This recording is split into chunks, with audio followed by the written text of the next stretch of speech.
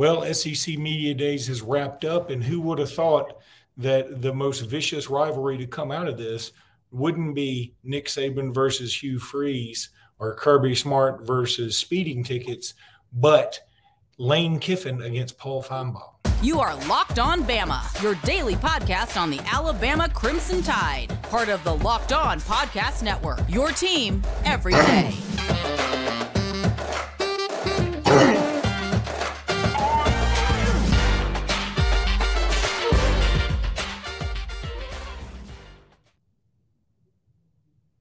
Hey, everybody. Welcome back into Locked On Bama. Luke Robinson, that's me. Jimmy Stein, that's him. Jimmy, SEC Media Days is officially over.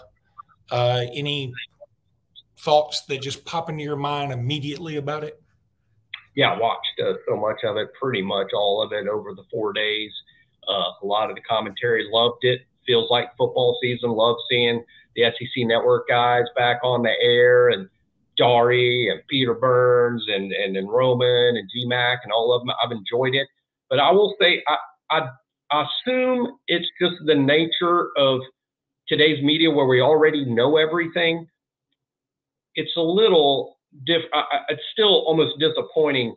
We don't learn a lot at Media Days. We don't learn a lot. And by that, I mean, I think a long time ago, there would be some bombshells, like you would learn some stuff. And I mean, what did we learn? I mean, not much. I thought most of the coaches were fine, and they weren't particularly entertaining. Lane was probably the best. I mean, in terms of he kept you hanging on his every word as he sort of took on the NCAA a little bit over NIL and portal type things. But I'm not going to say it's boring, because that's the wrong answer, because I loved it. I'm sad that it's over. I've enjoyed waking up early to watch and soak it all in all week. And I did. I watched a ton of it. And now I'm just ready to kick it off. So it was good. I liked it, but it was bland, particularly with the coaches at the podium. But I enjoyed the players a lot. And I thought the Alabama players were great. The guy that really impressed me today, Luke, was Quinshon Judkins. Not only is he an amazing player, he was fantastic on TV. He is an extremely likable kid, and I'm going to be rooting for him, except for the matchup with Alabama every year. But boy, what an engaging, interesting, smart kid. Yeah, and I thought he was good as well. The most interesting thing to come out of it probably was Lane Kiffin against Paul Finebaum, where Lane essentially said that Paul Finebaum was poking the bear. Here's Lane right here. And what was funny is, man, Lane looked like somebody said, hey, you're on the podium today at SEC Media Days. And he was like asleep on a friend's couch. And he was like, oh my God, I got to throw on a coat. And here's another funny tweet. This came from Super 70 Sports. It didn't show up the way I want it to, but I'm not really good at this. But it says, it's a picture of Lane Kiffin. It says, nothing says 7.6 wins better than a coach who looks like a dad who's 7 cocktails in at a wedding reception and about to do the Macarena before having a loud argument with his wife about whether or not his toast was in poor taste. And you know what? I was like, they nailed it. That's exactly what he looked like.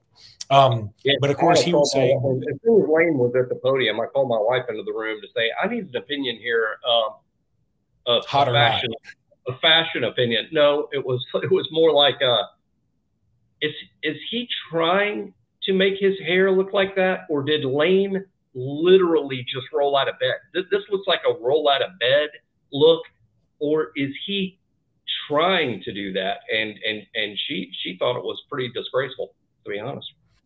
His hair. It's disgraceful probably in the world. I think disrespectful is the word, but I think with Lane, it's just, that's what you're going to get. It's sort of like, the former Pirate, Mike Leach. I mean, you're going to get weird stuff. And so if he doesn't take it seriously, don't get your feelings hurt. I mean, he did go up there and he talked about how, hey, Paul Finebaum said Nick Saban's dynasty is crumbling again. And, thanks, Paul. That'll just piss him off. And, of course, Paul has fired back and it's sort of silly, but I just thought that was the most interesting thing to come out of this. Lane had all this talk about NIL, which I thought was a little weird. Why is he taking on NIL so much? He had a very interesting quote about boosters and about how he could name the top 10 boosters, but he won't go there or something like that. It's very random stuff that it's like Lane just can't help himself. And I think that's just his personality. Look, I kind of dig it. And I'll tell you something, boosters or no boosters, I was talking about the other day, I wish we had more boosters and we could have gotten Centarian Perkins, because I think that dude bomb, and I think Ole Miss has a winner right there.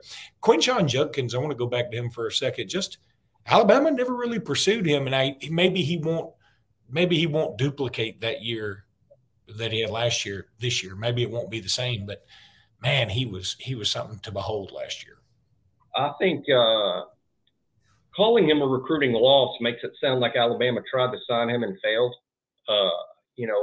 I can't remember specifically what went on, in his cycle in terms of running back. I'll have to ask, over at the BOL side, Andrew Bone, I'm sure remembers it better, but I don't recall Alabama pursuing Judkins. I'm going to call him a recruiting loss. I don't think Alabama tried to sign him and failed. I think Alabama just didn't really pursue him. And hey, there have not been many, mistakes or goofs, but failing to prioritize Quinshon is definitely on that very short list over 17 years. He is a magnificent player. I think the ultimate compliment right now you can pay to running backs, as we all know what's been in the news this week in terms of football and running backs in the NFL. The ultimate compliment you can pay a kid right now is to say, yeah, he's a running back and he's going to be a first-round pick in the draft. But that's how I feel about Judkins. He's going to be a first-round pick, and that's an enormous compliment in 2023 to a running back. He is that good. We just whiffed on that one, I guess. And and I'm not going to throw stones because I can't remember Jimmy Stein talking up Quinshon Judkins either. Exactly. I mean, and I watch a lot of tape, as everybody knows, and I take a major interest in who are the best prospects in the state. I don't remember myself at any point. So that's why I'm not super critical. Now, when I am critical, when I will be like, hey, is when like I saw a kid like, we should want this guy, then we don't, then I get a little frustrated. But that happened too much either. I mean, hey, look, complaining about Nick Saban's recruiting is a little bit like complaining about, Shaquille O'Neal's dunks. Mm-hmm. Like he didn't dunk the ball enough. What? Or he wasn't a good dunker. What? I mean, Nick is the best that's ever done it anywhere. Now, does that mean he batted 1,000? Of course not. It's kind of like saying somebody's the best weatherman of all time. Someone is the best weather guy ever. But, you're not going to bat 1,000 when it comes to the weather. You can't. And that's the same thing with recruiting. Nick's the best to ever do it. But he's not going to bat 1,000. And now with NIL, again, man, that's another rant. And who knows how many times I'll have to rant on this, because I see it almost every day. It's not pervasive. I think most of our audience that listens to us gets this, but there are still college football fans that don't understand the impact of NIL on recruiting. They don't understand it. They still think all the old rules still apply. The old rules are all out. Everything you thought you knew about recruiting up to about 2021, forget it. It's over.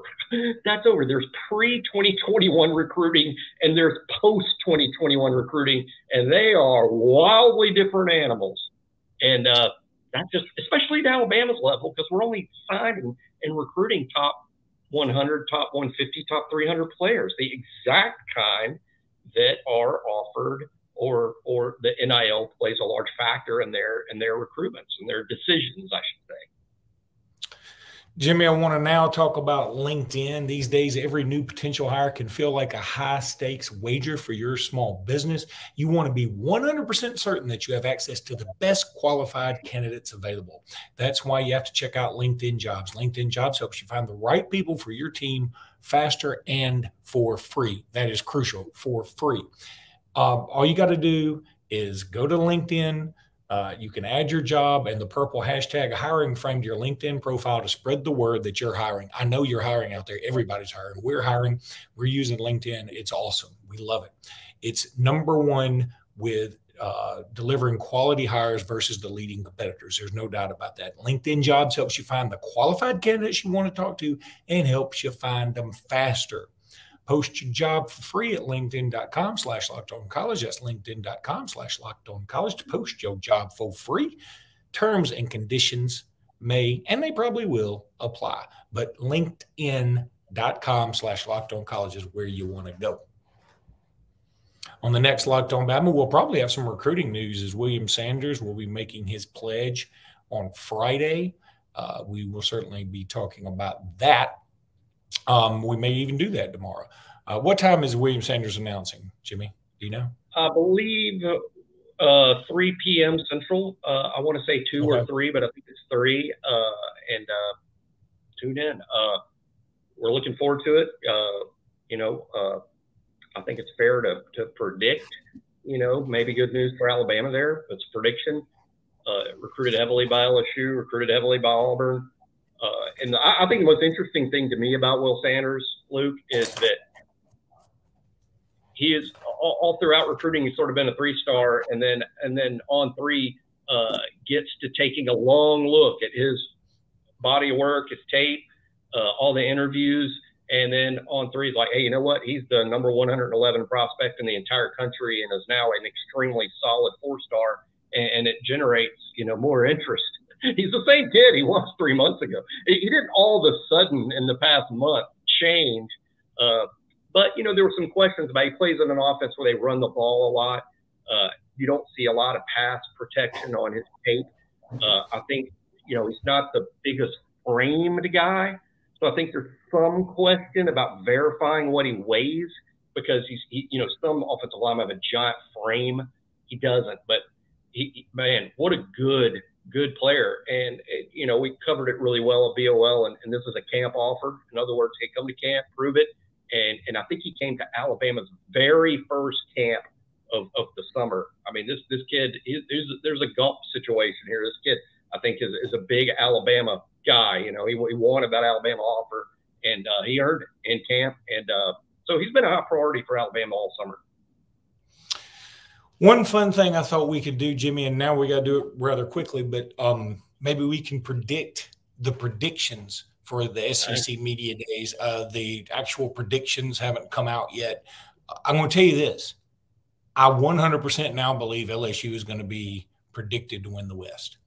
Because I was listening today to SiriusXM. All 3 hosts said they picked LSU thinking everybody else would pick Alabama. I think it's just one of those situations where everybody's trying to be a little wonky, and so they'll pick LSU. And I kind of get it. I mean, they bring Jaden Daniels back. But, hey, I'm happy about it. Go for it. Pick them. They'll pick Georgia to win it. I don't think that's a no-brainer. In terms of offensive and defensive players of the year, I'm going to say they pick Jaden Daniels and Harold Perkins, both from LSU. I think that makes a ton of sense, and it's hard for me to argue against that. And if I were I don't know if they predict Coach of the Year, but if I were to predict the Coach of the Year, I think they might go Brian Kelly. A clean LSU sweep you got. I agree in the sense that I predict that the predictions will be for LSU to win the West and for Georgia to win the SEC, to beat LSU in Atlanta again. I think that'll be the prediction. While I don't agree, I would pick Alabama. I'm really happy that LSU is being picked. I want to see the reaction on the field when our kids are a little bit more of an underdog, and they won't be an underdog. They'll be a giant favorite every week they play. Probably that's Vegas didn't change. Vegas knows what Alabama is, But I still think LSU will be the most common pick. And as far as, players getting a lot of votes and being preseason player of the year type stuff, I agree with Luke that Jaden Daniels and Harold Perkins from LSU will probably win those awards. And I get it. Jaden Daniels is somehow underrated, particularly by Alabama fans. I mean, I just, reading the BOL board every day, and I see opinions from Alabama fans about players around the league. And I don't, he's not underrated by me. I think he's a really good player. Obviously, he's an A+ with the ball in his hands as a runner. I agree that there's some question about how great of a passer he is. But I'll tell you what, the numbers tell you he's an efficient passer. He's efficient. And Jim Nagy with Senior Bowl says NFL sort of likes Jaden Daniels. So I think somehow he's underrated a bit, which is bizarre considering the amount of success he's had in his career and what he did on the field last year. So I think he'll be the preseason player of the year. And here I am about to disrespect Jaden Daniels by saying I think he'll be the preseason player of the year, but that's probably not who I'd predict actually wins the award. I'm not sure, but I don't think that's who I would pick. Believe it or not, I might pick Carson Beck just simply because doesn't the quarterback of the team that win the league usually win this award? I mean, that would be the basis of that pick. Brock Bowers, in my opinion, is the best football player in this league. And if it's not Brock Bowers, probably Harold Perkins. It's hard to pick a tight end to win the most valuable player, though. I mean, as much as I love Brock Bowers, and I'll tell you something, we talked about Brock Bowers a few days ago on the pod, and in the comments, I noticed some people were calling us crazy that we thought Brock Bowers is better than Kyle Pitts. Look, I think Kyle Pitts was amazing, but I like Bowers better. I'm not saying Bowers will even go as high as Kyle Pitts in the draft. It may be, the draft, it's hard to gauge who's better based on the draft because it's all about needs. But regardless, I think I'm with you. I would take Bowers over Pitts. And while I can't say Bowers will be drafted higher because Pitts went at 6, I think Bowers will be drafted somewhere around where Pitts was drafted. And I think he's going to be the first tight end in the Heisman conversation in my lifetime that I can remember.